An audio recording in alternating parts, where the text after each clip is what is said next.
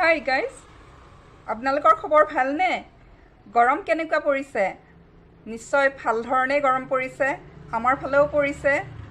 আৰু গৰমৰ দিনটো আহিবই ন, প্ৰতি বছৰে আহে আৰু ঠাণ্ডা দিনৰ নিচিনাকৈ, নহয় জানো? আৰু এইবাৰ অলপ অৱশ্যে গৰম বেছি, সকলোৱে অনুভৱ কৰিছে, ময়ো কৰিছোঁ। এতিয়া আন এটা কথালৈকে মই যাওঁ। 2016 চনতে ঘটা এটা ঘটনাৰ পৰিসমাপ্তি আজি 3 দিন আগতে সমাপ্ত হয়। এই 8 বছৰৰ ভিতৰত যথেষ্টখিনি পৰীক্ষা নিৰীক্ষা কৰে আৰু সকলোবোৰ পৰীক্ষাৰ প্ৰমাণ পাই এতিয়া ৰায়দান কৰে কেৰেলাৰ উচ্চ ন্যায়ালয়ে। 2016 চনত আমাৰ অসমৰ পৰা শ্ৰমিক এজন কেৰেলালৈকে কাম কৰিবলৈ যায় আৰু তেওঁ তাত গৈ এঠাইত থাকে, যিহেতুকে থাকি পেলাই কাম কৰিব লাগিব। আৰু এই ঠাইখনৰ নাম আছিলে কেৰেলাৰ পেৰুম্বাবু নামৰ ঠাইখনতে তেওঁ আশ্ৰয় লৈছিলে। আৰু সেই ঠাইতে এজনী ছোৱালী আইনৰ মানে ল' কলেজৰ ছাত্ৰী আছিলে। তেওঁ তাতে আছিলে, ওচৰে পাজৰে তেওঁৰে কাষতে, আৰু বহুদিনৰ পৰা তাইক নজৰ কৰি আছিলে। আৰু এদিন তাইক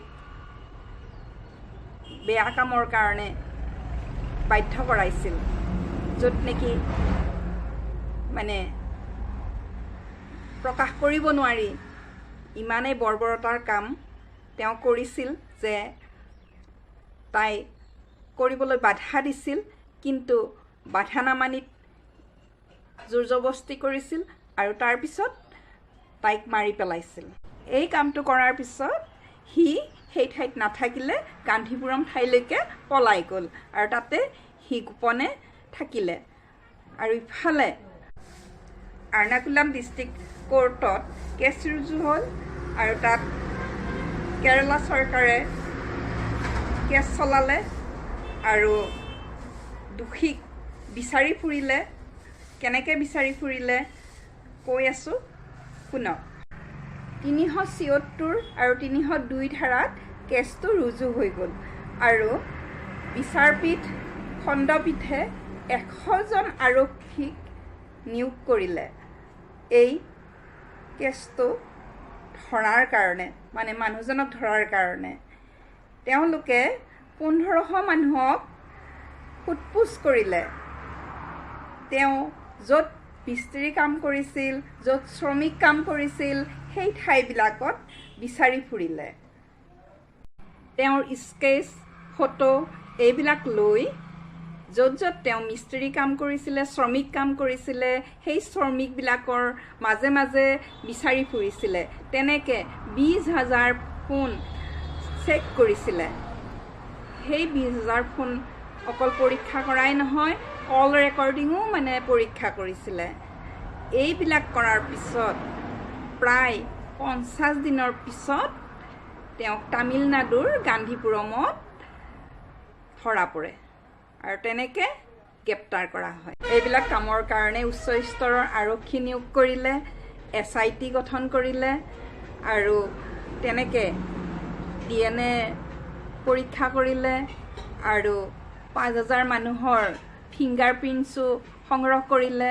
এই আটাইবিলাক মিলাই কৰি সকলোখিনি শেষ হোৱাৰ পিছত আজি 3 দিন আগতে ৰায়দান কৰিলে যে তেওঁ ফাঁচি দিয়া হ'ব।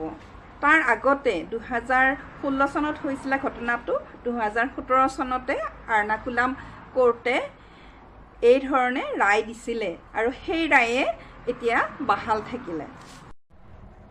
মৃতকৰ DNA পৰীক্ষা কৰাৰ পিছত ধৰাটো পৰিছে তেওঁ বুলি, আৰু তাৰোপৰিও ঠাণ্ডা সুস্থ মন মগজুৰে কৰিছে বুলি প্ৰমাণ হৈ গৈছে। ইয়াৰ পিছত তেওঁক কোনোপধ্যে ৰেহাই দিব নোৱাৰি বুলি ফাঁচি দিয়াৰ হুকুম দিলে আজি 3 দিন আগতে। এয়া কেৰেলা উচ্চ ন্যায়ালয়ৰ নিৰ্দেশ। এই দোষীজনেই হৈছে অসমৰ পৰা কামৰ সূত্ৰে কেৰেলালৈকে যোৱা 30 বছৰীয়া মহম্মদ আমিনুৰ ইছলাম। উচিত বিচাৰৰ কাৰণে মোৰ ফালৰ পৰা কেৰালা চৰকাৰলৈ বহুত বহুত ধন্যবাদ আৰু সকলোবিলাক ৰাজ্যৰ চৰকাৰে যাতে এনেকুৱা ধুনীয়া ধুনীয়া কামবিলাক কৰে উচিত বিচাৰ কৰে তাৰ কাৰণে প্ৰাৰ্থনা কৰিলোঁ অনুৰোধ কৰিলোঁ মোৰ ভিডিঅ'টো ইমানতে সমাপ্ত কৰিছোঁ আপোনালোকে কেনেকুৱা পালে জনাব ভাল পালে লাইক কমেণ্ট শ্বেয়াৰ কৰি দিব আৰু যদি নতুনকৈ আহিছে ছাবস্ক্ৰাইব কৰিবলৈ অনুৰোধ কৰিলোঁ বাই বাই